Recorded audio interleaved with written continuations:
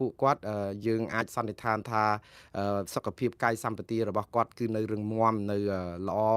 ដែលគួរជាការសាទរដែរក៏ប៉ុន្តែបងប្អូននៅពេលដែលសាទរយើងសប្បាយចិត្តនៅក្នុងការបានទាហានយើងមកវិញក៏ប៉ុន្តែយើងកុំអាលភ្លេចថាអ្វីដែលថៃធ្វើនេះគឺមិនមែនជាសុឆន្ទៈទេចង់និយាយថាមិនមែនជាចេតនាជាការប្រាប់អំពីសន្តានចិត្តល្អរបស់ថៃទេប៉ុន្តែរងសម្ពាធអីមួយហើយតែយើងគួរតែអរគុណថៃហើយយើងភ្លេចចោលនៅអ្វីដែលជាទង្វើខុសច្បាប់របស់ថៃឬក៏យ៉ាងដូចម្ដេចប៉ុន្តែឥឡូវនេះគឺទូតនានាជាពិសេសទូតបរទេសមានច្រើនណាស់គឺមានទាំងទូតអូស្ត្រាលីទូតជប៉ុនទូតចក្រភពអង់គ្លេសនិងតំណាងឲ្យសហភាពអឺរ៉ុបផងនៅថ្ងៃនេះគឺចេញសារព្រមគ្នាអបអរសាទររីករាយដែលថៃព្រមដោះលែងទាហានខ្មែរទាំង18នាក់ឲ្យវិលមកកាន់ប្រទេសកម្ពុជាវិញហើយមន្ត្រីអង្គទូតអន្តរជាតិទាំងនេះចាត់ទុកថានេះគឺជាកាយវិការឈានទៅរកការដែលធ្វើឲ្យស្ថានភាពចំនួនចម្បាំងរាំងជលព្រំដែននឹងមានភាពកាន់តែល្អប្រសើរជឿទុកចិត្តគ្នារវាងភាគីទាំងពីរទាំងថៃទាំងខ្មែរហើយសង្ឃឹមថាការដោះលែងទាហានទាំង18នាក់នេះនឹងឈានទៅរកការត្រូវរើគ្នាដើម្បីឲ្យមានសុខសន្តិភាពរវាងថៃនិងកម្ពុជាក្នុងរយៈពេលយូរអង្វែងតទៅមុខទៀតនេះគឺជាក្តីសង្ឃឹមរបស់បណ្ដាស្ថានទូតទេតាមពិតកាយវិការរបស់ស្ថានទូតនេះគឺវាមិនខុសគ្នាពីកាយវិការឬក៏អារម្មណ៍មនោសញ្ចេតនារបស់ប្រជាពលរដ្ឋខ្មែរនៅទូទាំងប្រទេសដែរទេបងប្អូនដោយសារអីយើងក៏សប្បាយក៏ប៉ុន្តែបងប្អូនចាំថាមន្ត្រីទូតទាំងអស់នេះគឺគ្មានទូតណាមួយថ្កោលទោសថៃពីរឿងចាប់ជនទាហានខ្មែរទាំង18នាក់ដាក់ឃុំខ្លួនដោយខុសច្បាប់ទេព្រោះអីយើងត្រូវដឹងថារឿងសនិងខ្មៅរឿងក្រូចនិងប៉មនេះគឺយើងចែកដាច់គ្នាគឺអំពើគុណធម៌អគុណធម៌អំពើត្រូវច្បាប់និងខុសច្បាប់គឺអត់មានប្របាក់អីមើលទេទាហានខ្មែរទាំង18នាក់នេះត្រូវបានទាហានថៃចាប់ខុសច្បាប់តាំងពីថ្ងៃដំបូងមកម្លេះព្រោះអីចាប់នៅក្រោយពេលមានបទឈប់បាញ់កាលពីថ្ងៃទី29ខែកក្កដាព្រោះអីយប់ថ្ងៃទី28ខែកក្កដាហ្នឹងឆ្លងចូលដល់ម៉ោង12កណ្ដាលអាទិត្យចូលដល់ថ្ងៃទី29ហ្នឹងគឺម៉ោង0:01នាទីហ្នឹងថ្ងៃទី29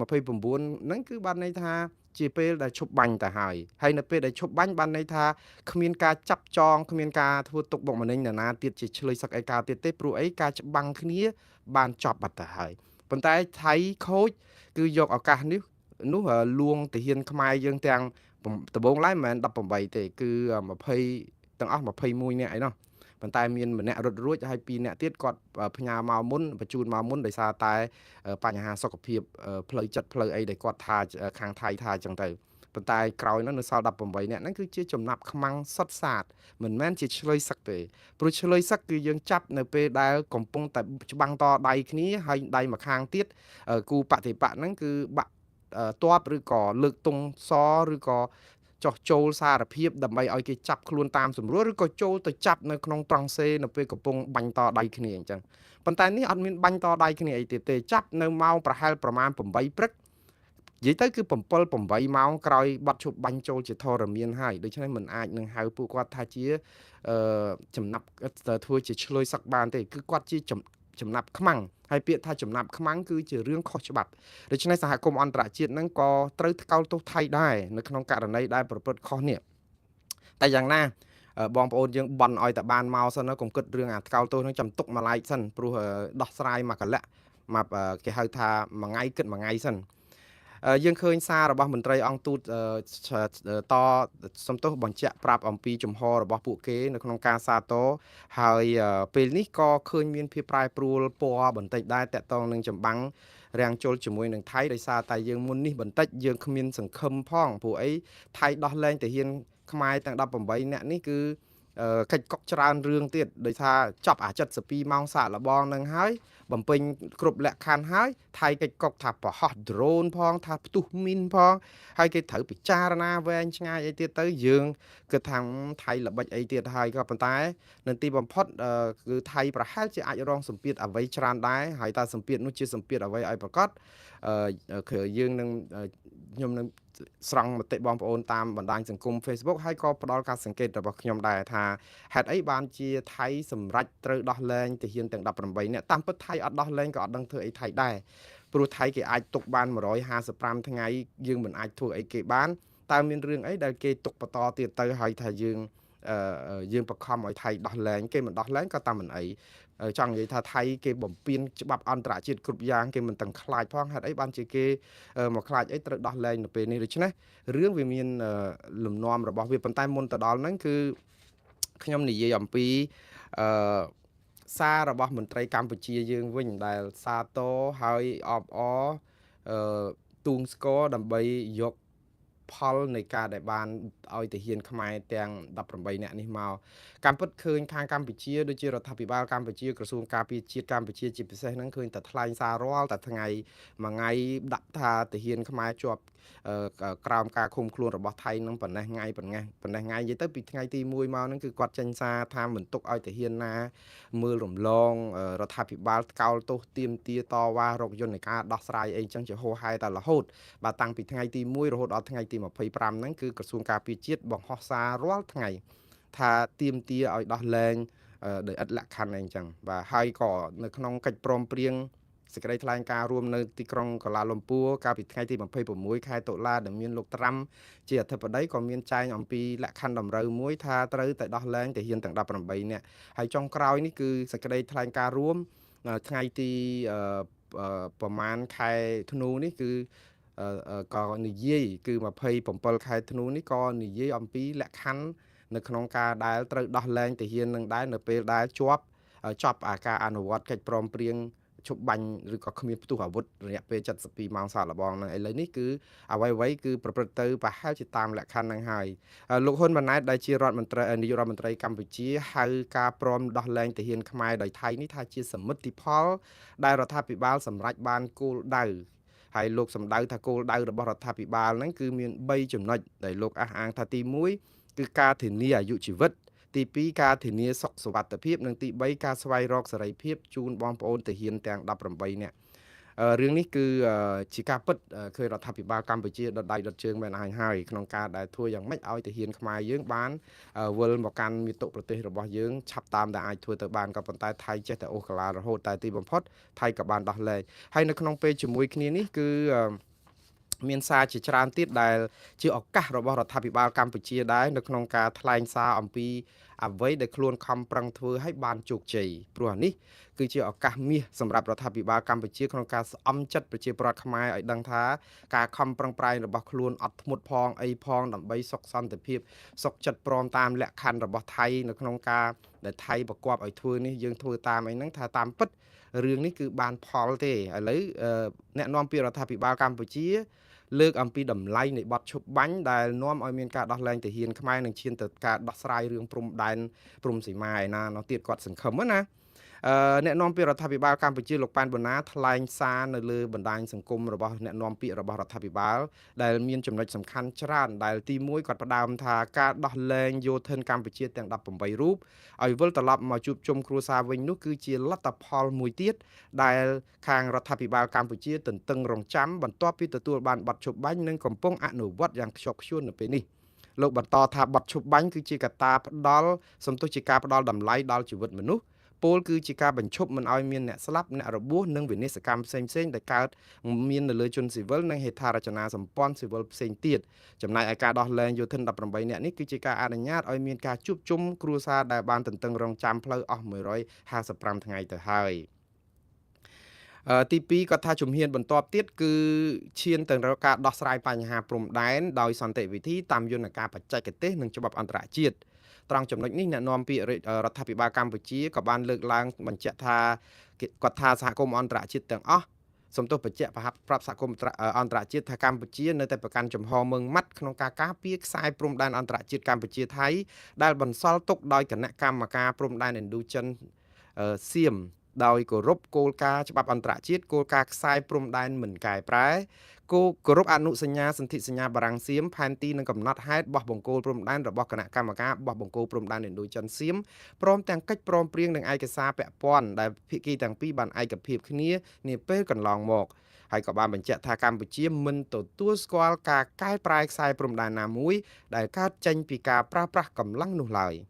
vàចំណុចនេះគឺសំខាន់ក្នុងចំណុចទី2តែកថាខណ្ឌចុងក្រោយដែលមន្ត្រីរដ្ឋាភិបាលកម្ពុជាចង់បញ្ជាក់ហ្នឹងថារដ្ឋាភិបាលកម្ពុជា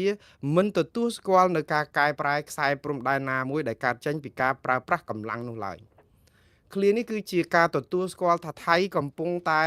កែប្រែខ្សែព្រំដែនហើយគ្រាន់តែថាមិនប្រកាសថាតំបន់ណាខ្លះដែលថៃបានគ្រប់គ្រងទេគឺភាសារបស់រដ្ឋាភិបាលកម្ពុជាហើយនិងក្រសួងការពារជាតិគឺច្រើនតែប្រើឃ្លាប្រយោលមិនទទួលស្គាល់ខ្សែព្រំដែនប្រែប្រួលរបៀបជាឆ្នាំអាចទន្សាយបានន័យថាគេយកកុងតឺន័រមកដាក់គេដាក់បន្លាលួសគេដាក់តុងជ័យនៅឯណាដាក់សិនទៅគឺកម្ពុជាអត់ទទួលស្គាល់ប៉ុន្តែអត់បានប្រកាសថាតំបន់នេះគឺថៃបានទទួលស្គាល់ហើយប្រាប់មកថាឥឡូវច្រកអានសេះថៃឈូសរោងលោកតាអ៊ុំឈូសផ្សារផ្ទះអ្នកស្រុកឈូសអារូបវិស្ណុលាក់នឹងលាក់បាញ់កំតិចនេះឲ្យដាក់តុងជ័យថៃហ្នឹងគឺចំណុចនៅច្រកអានសេះគឺកម្ពុជាមិនទទួលស្គាល់អ្វីដែលជាការឈ្លានពានរបស់ថៃប៉ុន្តែទទួលស្គាល់ថាថៃពិតជាបានឈ្លានពានមិនទទួលស្គាល់ការប្រែប្រួលព្រំសីមាអីហ្នឹងដែលប្រើកម្លាំងក៏ប៉ុន្តែអត់ព្រម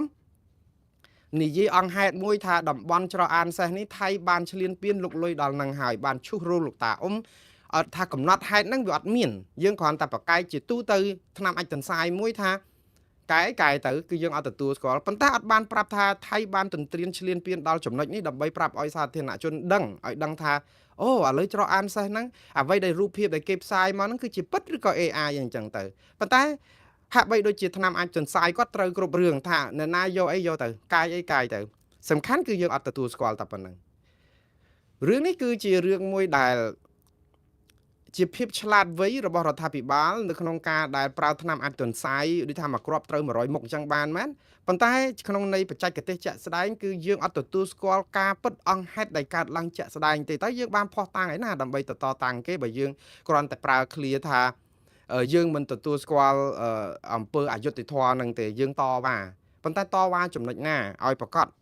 កន្លែងណាខ្លះឬក៏យើងគិតថាទេចំណុចណាក៏អត់ខ្វល់ដែរឲ្យតែរំលោភបំពានដីខ្មែរប្រើកម្លាំងប្រដាប់អាវុធយើងអត់ទទួលស្គាល់អញ្ចឹងហើយយើងប្តឹងចម្រោះអញ្ចឹងទៅឬក៏យ៉ាងម៉េចយើងត្រូវតែតាមពិតខ្ញុំជឿថារដ្ឋាភិបាលកម្ពុជានៅតែមានភាពស្ទាក់ស្ទើរនៅក្នុងការបញ្ជាក់ថាតើតំបន់ណាខ្លះដែលថៃគ្រប់គ្រងបាននៅក្នុងរយៈពេលដែលក៏បានប្រយុទ្ធគ្នា21ថ្ងៃនេះហើយនឹងកាលពេលមុនផងព្រោះវាដល់ពេលដែលយើងត្រូវរាយការណ៍ហើយយើងរាយការណ៍រាល់ថ្ងៃជនស៊ីវិលភៀសខ្លួនភៀសសឹកប្រមាណសែនអ្នកស្លាប់ប្រមាណគឺយើងឃើញតួលេខនឹងជាប្រចាំប៉ុន្តែរឿងតួលេខអង្គហេតុនៃការដែលគេជ្រៀនពៀនទន្ទ្រានកំតិចដីខ្មែរឈូសឆាយផ្ទះប្រជាពលរដ្ឋហ្នឹងគឺយើងអត់មានរបាយការណ៍ពីកម្ពុជាទទួលស្គាល់សោះបានតែថ្កោលទោសអំពើឈ្លានពាននិយាយទៅគឺជាទូទៅអ្នកណាក៏ថ្កោលទោសដែរឈ្លានពានប៉ុន្តែវាអត់អាចទូទៅពេកអញ្ចឹងទៅយើងអត់ដឹងការចាក់ស្ដែងហើយទៅតាមមកររឿងអ្នកផ្សាយតាមបណ្ដាញសង្គម Facebook ថាគេ AI ថាគេផ្សាយព័ត៌មានបំពុលព័ត៌មានមិនពិតតែខ្លួនឯងអត់ប្រាប់គេទេថាចុះអាមិនពិតហ្នឹងវាពិតនៅកន្លែងណាហើយឥឡូវឧទាហរណ៍បើគេផ្សាយព័ត៌មានមិនពិតពីរឿងកន្លែងណាមួយចេញសេចក្តីថ្លែងការណ៍ទៅប្រាប់ថាតំបន់នេះមែនតែនទៅគឺថៃពិតជាបានទន្ទ្រានឈ្លានពានហើយក៏ប៉ុន្តែកម្ពុជាមិនទទួលស្គាល់យកការឈ្លានពានរបស់ថៃទេនឹងប្តឹងអីអញ្ចឹងតតាំងអីអញ្ចឹងទៅតែអត់ទេប្រើឃ្លាមួយគឺកម្ពុជាមិនទទួលស្គាល់នៅការកែប្រែខ្សែព្រំដែនណាមួយដែលកើតចេញពីការប្រើប្រាស់កម្លាំងនោះឡើយតែប៉ុណ្ណឹងប៉ុន្តែខ្ញុំដូចខ្ញុំជម្រាបចឹងថារដ្ឋាភិបាលបានព្រមទទួលស្គាល់អំពីការដែលថៃឈ្លានពានទន្ទ្រាននៅដែនទាំងអស់ហ្នឹងហើយគ្រាន់តែថាមិនហ៊ាននិយាយឲ្យចំចំណុចទី3រដ្ឋាភិបាលកម្ពុជាតាមរយៈអ្នកនាំពាក្យរបស់ខ្លួននឹងបាននិយាយថាកម្លាំងចលករដ៏សំខាន់ក្នុងការឈានទៅសម្រេចការដោះស្រាយបញ្ហាព្រំដែនដោយសន្តិវិធីនិងដោយយុត្តិធម៌នាពេលខាងមុខបាទគាត់សង្ឃឹមថាដោះស្រាយដោយសន្តិវិធីហើយមានយុត្តិធម៌ទី1ការទូតច្បាស់លាស់ចាស់ទុំរបស់រដ្ឋាភិបាលឈរលើការសន្ទនាផ្អែកលើច្បាប់ទី2មានឯកសារផ្លូវច្បាប់រឹងមាំទទួលស្គាល់ជាអន្តរជាតិខ្ញុំជឿថាឯកសាររឹងមាំនេះគាត់សំដៅទៅលើសន្ធិសញ្ញាបារាំងសៀមដែលប្រើផែនទីខ្នាត1លើ200,000ហ្នឹងហើយទី3គឺជំហររបស់សហគមន៍អន្តរជាតិដែលគាំទ្រដំណោះស្រាយដោយសន្តិវិធីផ្អែកលើច្បាប់និងទី4កម្លាំងមហាសាមគ្គីជាតិខ្មែររឹងមាំក្នុងចំណោមប្រជាពលរដ្ឋខ្មែរចំណុចច្រើនណាស់ដែលត្រូវចំណុចកម្លាំងមហាសាមគ្គីជាតិខ្មែររឹងមាំក្នុងចំណោមប្រជាពលរដ្ឋខ្មែរនេះគឺជាសារថ្នាំអាចទន្សាយរបស់រដ្ឋាភិបាលទេតាមពិតកម្ពុជាយើងគឺគាំទ្រចំហរួមគ្នារឿងទាមទារឲ្យថៃ ចាក់ដីខ្មែរមកវិញនៅពេលរឿងឈ្លានពានរឿងបំពេញសពបែបយ៉ាងហ្នឹងចំហរួមគ្នាឯងប៉ុន្តែចំហអត់ទាន់រួមគ្នាទេរឿងប្តឹងឬមិនប្តឹងរឿងស្អីប្តឹងទៅតុលាការអន្តរជាតិរឿងប្តឹងថៃពីបទឈ្លានពានអីហ្នឹងឃើញរដ្ឋាភិបាលថ្កោលទោសឃើញតែថ្កោលទោសទេប៉ុន្តែប្រជាពលរដ្ឋកម្ពុជាទាមទារឲ្យប្តឹងដូច្នេះអាកន្លែងហ្នឹងអត់រួមគ្នាទេយើងឃើញហើយមួយទៀតគឺរដ្ឋាភិបាលឬក៏ប្រមុខដឹកនាំហ្នឹងគឺព្យាយាមបំបិតមាត់ប្រជាពលរដ្ឋដូចថាចង់រកចាប់មនុស្សដាក់គុកទៀតដោយលោកហ៊ុនសែនថានិយាយពីរិះគន់រឿងព្រំដែនអីហ្នឹងអាកន្លែងហ្នឹងអត់រួបរวมគ្នាទេវានៅតែបែកខ្ញាយគ្នាទេតែយ៉ាងណាសូមឲ្យធ្វើឲ្យដូចអ្វីដែលមាត់ខាងរដ្ឋាភិបាលថាទៅវាជាការល្អបាទអានេះគឺជាសាររបស់រដ្ឋាភិបាលឥឡូវមើលសារពីប្រជាពលរដ្ឋទូទៅនឹងខាងក្រមប្រឆាំងវិញគេនិយាយមិនយើងដឹងថាខាងក្រមប្រឆាំងហើយនឹងប្រជាពលរដ្ឋទូទៅតំណាងអង្គការសង្គមស៊ីវិលមែនតើទៅក៏មានការសាទរដូចតែគ្នាដែរមិនខុសប្រមាណទេព្រោះអីសប្បាយចិត្តបានឃើញទាហានខ្មែរបានវិលត្រឡប់មកកាន់ភូមិឋានរបស់យើងវិញជួបជុំក្រុមគ្រួសារអញ្ចឹងក៏ប៉ុន្តែនៅក្នុងពេលជាមួយគ្នាហ្នឹងគឺក៏មានសារដែលលើកឡើងអំពីថាហេតុអីបានជាថៃដោះលែងទាហាននឹងមកវិញមិនមែនសុកថៃដោះលែងអញ្ចឹងទេព្រោះថៃខូចអីអញ្ចឹងទៅអ្នកនាំពាក្យរដ្ឋាភិបាលក្រៅប្រទេសគឺលោកកឹមសុខគាត់ថាថៃព្រមដោះលែងទាហានខ្មែរគឺដើម្បីបធូរបថយស្ថានភាពសិនរឿងបំផ្លាញបដិមាព្រះវិស្ណុអានេះជាការលើកឡើងយល់ឃើញរបស់គាត់សរសេរនៅលើសារបណ្ដាញសង្គម Facebook នៅថ្ងៃនេះថាអំណាចព្រះវិស្ណុឲ្យសាវកនិងអ្នកកាន់សាសនាហិណ្ឌូរាប់ពាន់លានអ្នកនៅទូទាំងពិភពលោកនាំគ្នាសង្កត់ថៃទើបថៃបង្ខំចិត្តដោះលែងយុទ្ធជនខ្មែរទាំង18នាក់ដើម្បីបន្ធូរស្ថានភាពសិនលោកថាអបអរសាទរយុទ្ធជនខ្មែរ18នាក់ដែលបានវិលត្រឡប់មកផ្ទះវិញតែបើថាថៃជប់វាយលុះត្រាណាទៅលោកហ៊ុនសែនលុតជង្គង់សំពះថៃលោកបន្តទៀតថានេះគឺជាគ្រោះកម្ពុជាក្នុងកណ្ដាប់ដៃគ្រួសារហ៊ុនសែនអ្វីដែលជាអត្តន័យនៃលក្ខខណ្ឌគឺលោកហ៊ុនសែនលុតជង្គង់សំពះថៃហើយមាននៅក្នុងវីដេអូដែលគាត់ដាក់ក្នុងដំណរភ្ជាប់ហើយគាត់ថាបងប្អូនជនរួមជាតិខ្មែរគួរតែចាប់អារម្មណ៍រឿងនេះបាទយ៉ាងណានេះគឺជាការចាប់អារម្មណ៍មួយជ្រុងពីលោកកឹមសុខហើយមតិប្រជាពលរដ្ឋគឺយល់ឃើញរៀងខ្លួនដែលយើងមិន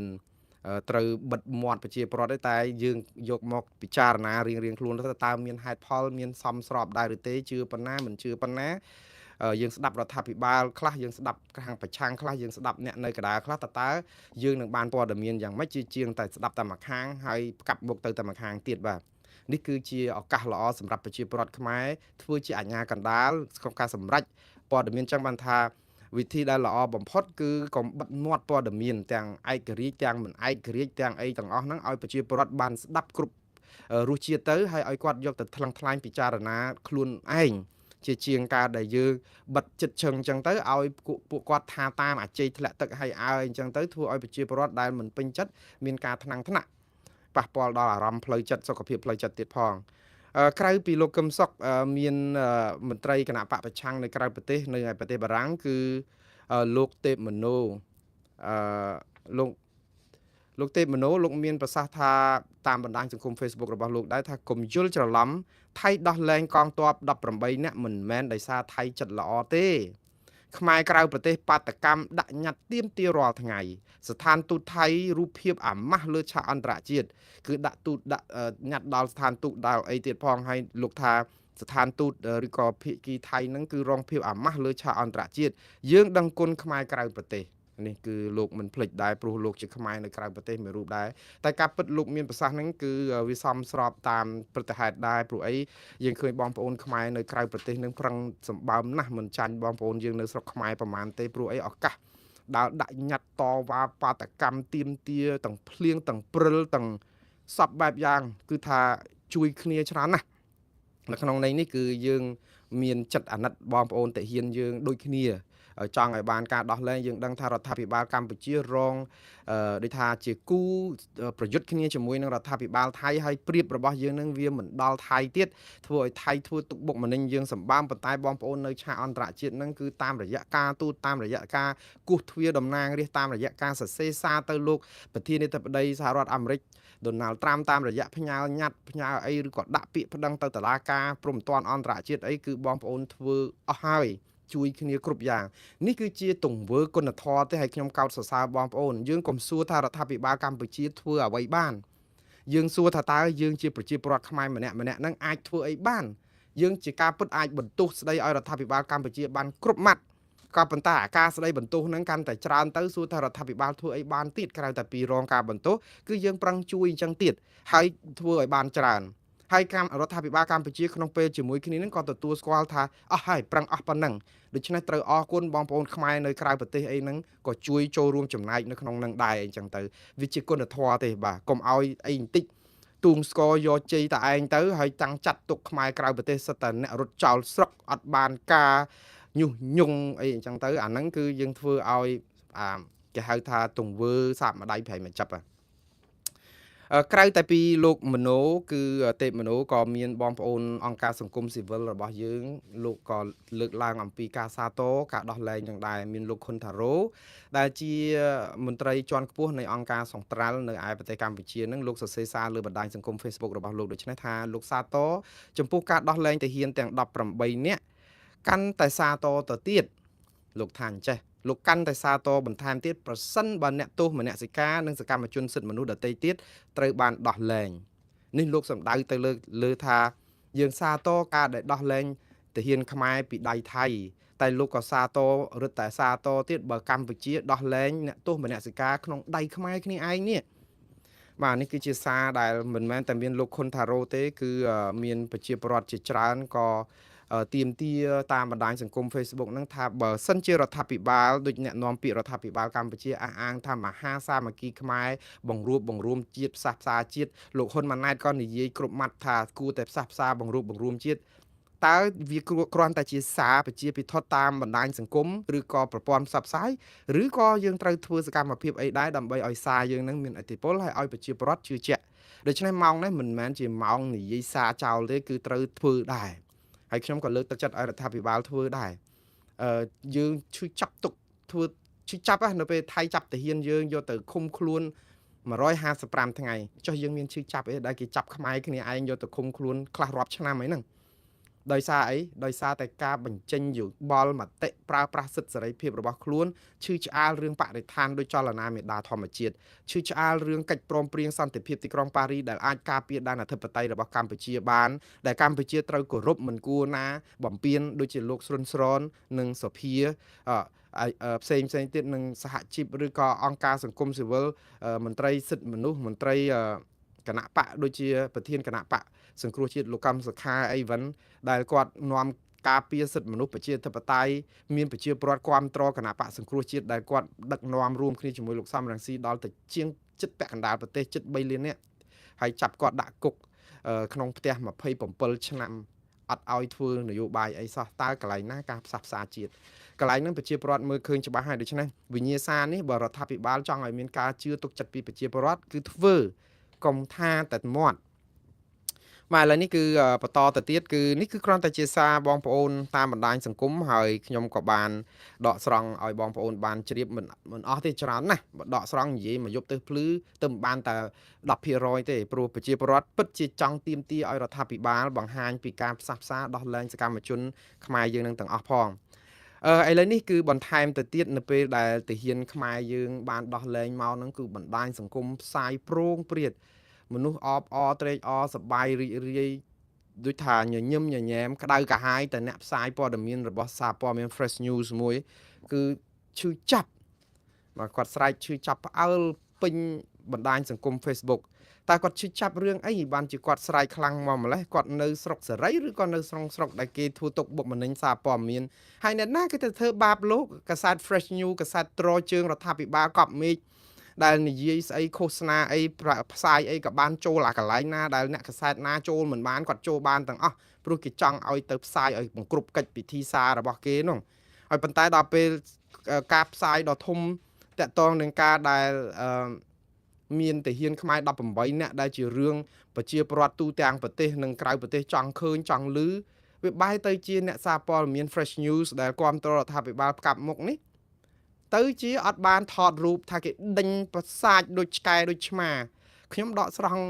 ឃើញវីដេអូគេចែកផ្សាយច្រើនពេកអូសអត់រំលងអញ្ចឹងទៅក៏ខ្ញុំយកមកនិយាយនេះខ្ញុំមិនទៅចង់និយាយឌឺដងឡងសម្ដីអីឲ្យលោកវ៉ាន់សារាយអីទេឃើញលោកខំប្រឹងប្រែងណាស់រាល់ថ្ងៃហ្នឹងក្នុងនាមជាអ្នកសារព័ត៌មានដែលធ្វើក្រោមគំនាបនៃការធ្វើទុកបុកម្នេញអ្នកដតីទៀតអស់ចិត្តហើយកសែតលោកអាចនៅផ្សាយបានចូលបានគ្រប់ទិសទីហ្នឹងបានន័យថាមានអាវយ័ន្តអាវក្រោះឬក៏គេហៅថា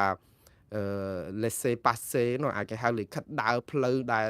មានអតិភិបទៅឯណាក៏បានណាព្រោះលោកចូលណាក៏បានដែរប៉ុន្តែដល់ពេលលោកឡើងមកស្រែកឈឺចាប់ហ្នឹងស្រែកឲ្យអ្នកណាស្ដាប់គឺលោកស្ដោះលើទ្រូងឯងហ្នឹងទៅលើមន្ត្រីអាជ្ញាធរក្រុមអស់លោកតាលោកវ៉ាន់សារាយគឺ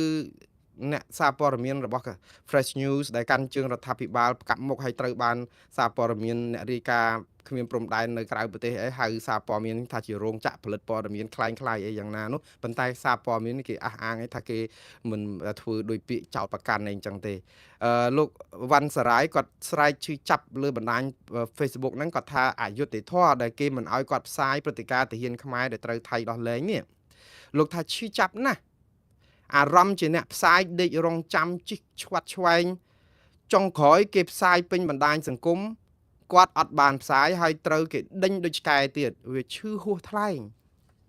បាទខ្ញុំចូលរួមសោកស្ដាយហើយខ្ញុំក៏ចូលរួមឈឺចាប់ជំនួសលោកវ៉ាន់សារាយដែរដែលការដែលធ្វើទុកបុកម្នេញប្រព័ន្ធផ្សព្វផ្សាយ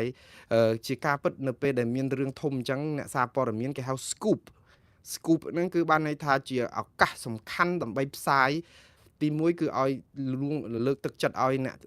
តាមដានទស្សនាចូលមើលផងព្រោះអីព្រឹត្តិការណ៍ធំអញ្ចឹងតែយើងយកព័ត៌មាននឹងបានមុនគេគឺគេជឿជាក់ថាប្រព័ន្ធព័ត៌មាននឹងអាចចូលទៅយកព័ត៌មានលឿនទាន់ហេតុការណ៍ហើយបានមុនគេអញ្ចឹងទៅ scoop ហ្នឹងគឺបានមុនគេហើយតែម្នាក់ឯងទៀតឧទាហរណ៍ប៉ុន្តែម្ដងនេះដល់ពេលគាត់អត់ផ្សាយបានគាត់រករឿងគាត់ឈឺចាប់គាត់ស្រែក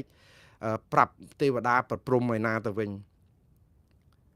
ចុះលោកវ៉ាន់សារាយមានឃើញបងប្អូនអ្នកសារព័ត៌មានដែលគេបិទមាត់យូរហើយស្រែកតែលោកវ៉ាន់សារាយមានដែលបានចេញសេចក្តីថ្លែងការណ៍ថ្កោលទោសអាជ្ញាធរនៅក្នុងការធ្វើទុកបុកម្នេញគ្នាឯងទេក្រៅតែពីអាជ័យធ្លាក់ទឹកតែស្គរអឲ្យបានគេបិទមាត់សារព័ត៌មានទាំងអស់នោះហ្នឹងគឺអស់លោកហ្នឹងគឺធ្វើតែប៉ុណ្្នឹងដែរហ្នឹងខ្ញុំវាសោកស្ដាយដែរតែហើយយើងមិនទៅចាប់ទោសអូសដំណើរអីទៅរករឿងអីថារឿងអ្នកសារព័ត៌មានគេអាជ្ញាធរគេចាត់ការរឿងគេតើរឿងយើងរឿងផ្សេងយើងធ្វើតែយើងទៅកុំតាធ្វើខុសច្បាប់ខុសអីទៅគ្មានអ្នកណាធ្វើទុកបុកម្នេញមិនចឹងណាប៉ុន្តែអារឿងអំពើអយុត្តិធម៌នេះបើមិនទាន់ធ្លាក់លើអស់លោកអត់ទាន់ឈឺទេអញ្ចឹងបានថាលោកបណ្ឌិតកែមលីមុនពេលលោកស្លាប់លោកនិយាយថាវាគ្រាន់តែមិនទាន់ដល់វេនអ្នកទេទោះអ្នកមិនធ្វើអីក៏ដោយក៏អ្នកនឹងខ្លាចទៅជាជនរងគ្រោះនៃអំពើអយុត្តិធម៌និងភាពផ្ដេសផ្ដាសនឹងដែរគ្រាន់តែវាអត់ទាន់ដល់វេនអញ្ចឹងពេលដែលឃើញភាពឈឺចាប់នៅលើអ្នកដតីហ្នឹងកុំអង្គុយសាទរតែស្គរផ្ទះស្គរទូងអអេគឺយើងត្រូវមានមនសិការឧត្តមគតិសិលធម៌សុជីវធម៌សេចក្តីថ្លៃថ្នូរជួយការពារគ្នាបើយើងធ្វើជាអ្នកកាសែតពេលដែលអ្នកកាសែតរងទុកបុកម្នេញមិនចំពោះកាសែតណាទេគឺយើងត្រូវមានសមានចិត្តមួយការពារកាសែតហើយតែយើងឲ្យតែឃើញអ្នកណាស្លាប់អីស្លាប់ទៅឲ្យតែមិនប៉ះខ្លួនរួចខ្លួនគឺយើងអត់អីអាហ្នឹងនៅពេលដែលអំពើយុត្តិធម៌នឹងពីវាលពីកាលវាច្បាស់ជារោលរៀលដល់យើងដែរហើយព្រោះវាច្រើនពេកអញ្ចឹងដល់ពេលយើងទប់ទៅគឺបានន័យថាវាចាប់ផ្ដើមលែងរៀលដល់ដូចភ្លើងឆេះព្រៃអញ្ចឹងណាបើយើងភ្លើងឆេះព្រៃគឺអ្វីដែលយើងអាចធ្វើបានមិនមែនឈបន់ស្រន់ឲ្យភ្លើងរលត់ទេគឺយើងត្រូវដុតព្រៃនឹងថែមបងប្អូនថា